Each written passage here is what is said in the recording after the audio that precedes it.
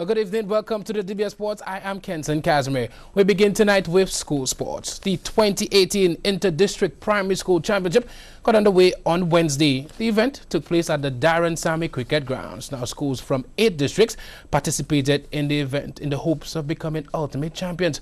We spoke to event coordinator and the physical education teacher Wayne Benty about this year's competition.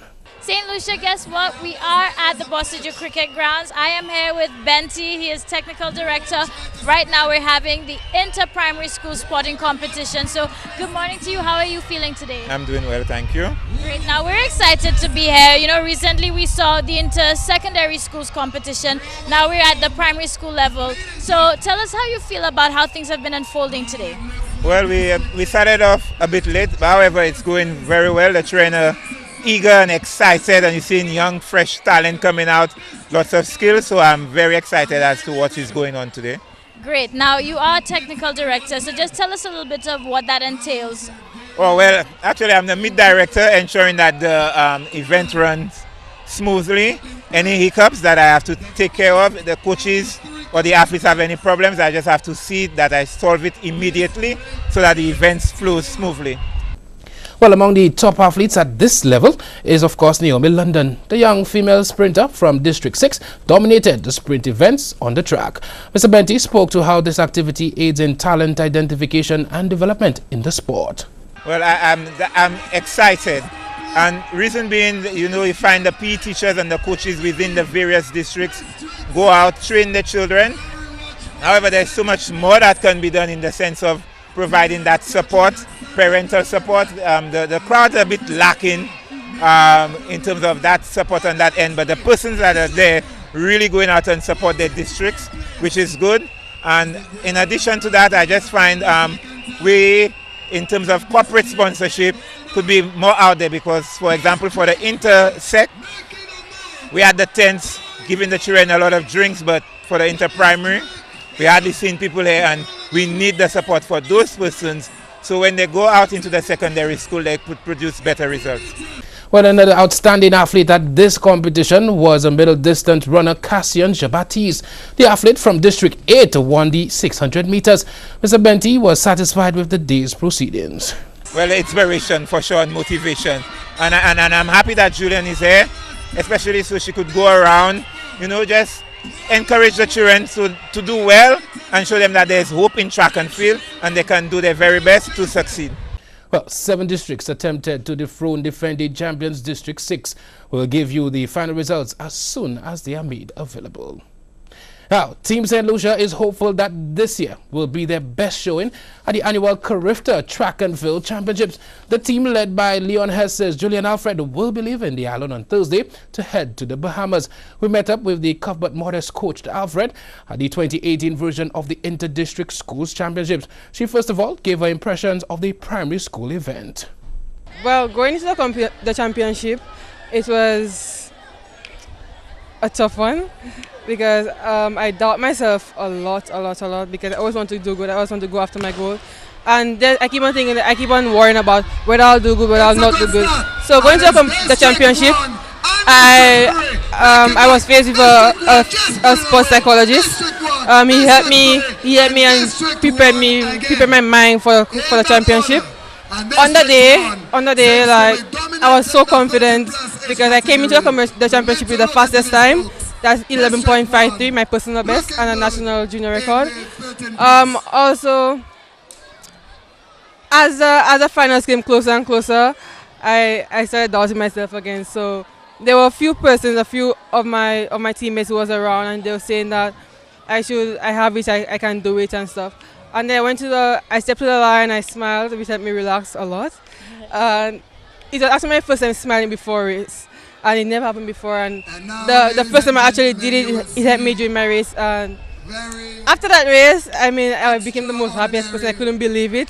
A few weeks passed, but I couldn't believe it still. And I'm sure that helped with your self-confidence too. Yes, it did. Well, Ms. Alfred is expected to participate in the 100 and the 4x100 meter event with the likes of World Youth semi-finalist Michaela Hyacinth. The Commonwealth gold medalist spoke to her preparation for this year's Carifta Games. Great. Great. Now, right now you're preparing for the Carafta Games, and that's another major competition for you. So how have your preparations been? Preparations are good. I just have a few aches, especially my back and my hamstring.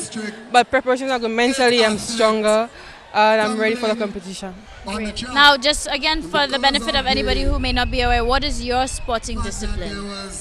I'm track and field, and I do the 100 and 200 meters. All right, fantastic. Well, guess what? We're wishing you best of luck at Carafta. Keep the self-confidence up because you have it. Clearly you do. And of course, we look forward to you coming back and, making us proud no matter what happens. Thank you very much. Well, also making the trip this year is Dayed Jarrell, Zoe Dorville, Ruben Nichols, Lizzie Alexander, Nabia Montroup, Liliana Sylvester, Asa Francis, Kimani Alphonse, Armani Mordes, Shelton St. Rose, Tarek Xavier, and Jacques-Claude O'Geese. The 2018 Carafta Games will be held in the Bahamas from the 31st of March to the 2nd of April 2018.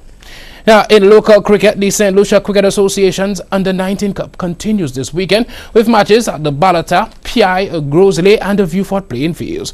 On Saturday, March 31st, Babonneau, they take on Ansari at Balata.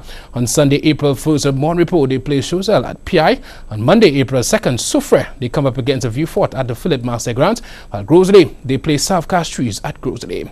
Her matches also continue in the St. Lucia National Cricket Association's Division 1 two-day competition at the Mindo Philippe Park. South Castries, they take on Babonneau, while Choiseul, they take on Vieux Fort at the Philippe Marseille Grounds. Well, in local football, the 2018 Grosley Football League Guardsmen's Under-14 Cup continued last weekend. In the results, Jaim Jackson opened the scoring for Valley Soccer in the first half, while Baju Edward converted a penalty to secure a 1-1 draw for New Generations. In the second game played, the big players, they defeated GMC 3-0. Keanu Christopher registered a brace, while Jovan Clary also found the back of the net for the boys from Marshall. In the third game, B1, they defeated Moshi FC 12-0. Donovan Phillip scored a hat-trick. Keanu Felicien also scored a hat-trick. Ronaldo Joseph also recorded a hat-trick in this encounter.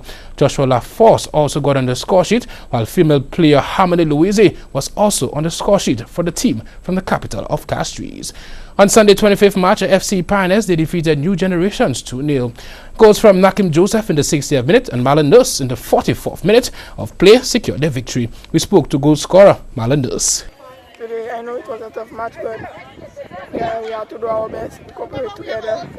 I know I scored the first goal. All of the target was on me, I know that, and let me score the second goal. But at the end of the day, we worked well together, and we achieved the victory. We also met up with Coach Louise from the Pioneers FC.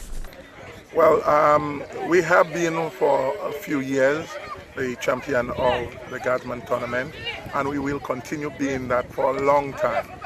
We have a unique training structure that we follow, and we try our best to stick to that, encourage the boys to play with it because it is one of the best structures in the world because it is based on a Dutch program. The game today was a bit tough for them because a lot of the players from New Generation came out of Pioneers and joined this new team. However, because of the tactics that I know and the encouragement from the coaching staff given to the boys, we were able to stick together, play together, and emerge victorious. Well, in another game played, Northern United defeated VSADC 2-0 with both goals coming from who else? Jalil Evans. Goals were scored in the 28th and the 59th minute. Well, we take a break, but when we get back, a St. Lucia national netball team named, and the ICC says to regional leaders, no meeting without Cameron. We'll explain when we get back.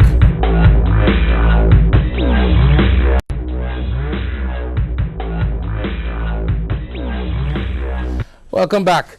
Netball St. Lucia announced the names of 12 individuals that will represent St. Lucia at the upcoming 2018 Caribbean Netball Championships.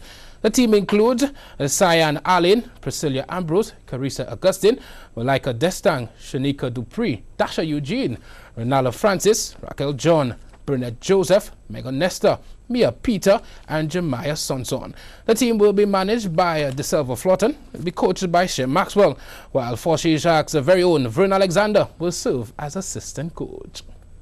Well, the International Cricket Council, ICC, has told the chairman of the Prime Ministerial Subcommittee on Cricket, Dr. Rav Gonzalez, that they will not entertain any meeting with this group unless the president of Cricket West Indies, Dave Cameron, is present. Wow.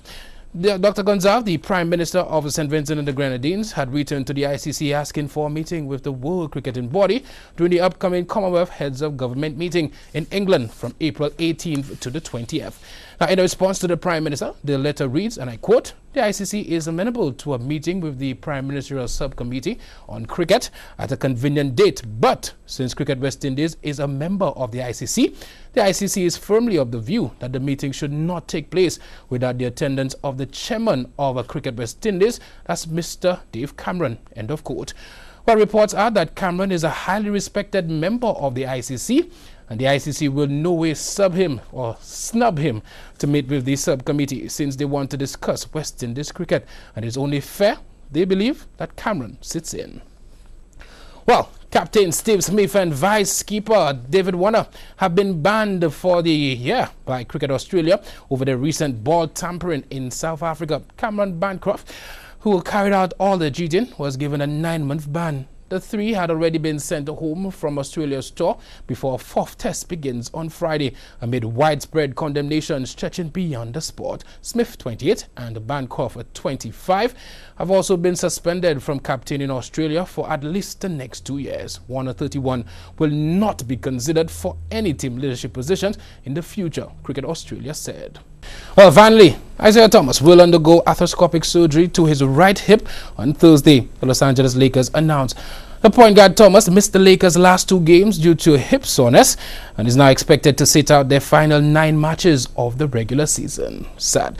The 29-year-old was shut down after 2 games in last season's Eastern Conference Finals due to a similar issue. He opted for non-surgical rehab and was traded from the Boston Celtics to the Cleveland Cavaliers before making his return in January. Cleveland, however, traded Thomas to Los Angeles at February's trade deadline after a string of dismal performances. Thomas, who is in the final year of a $27 million deal he signed in 2014, averaged 15.2 points and 4.8 assists with 3 turnovers per contest through 32 games with the Lakers and the Cavs this season. Wow, so sad.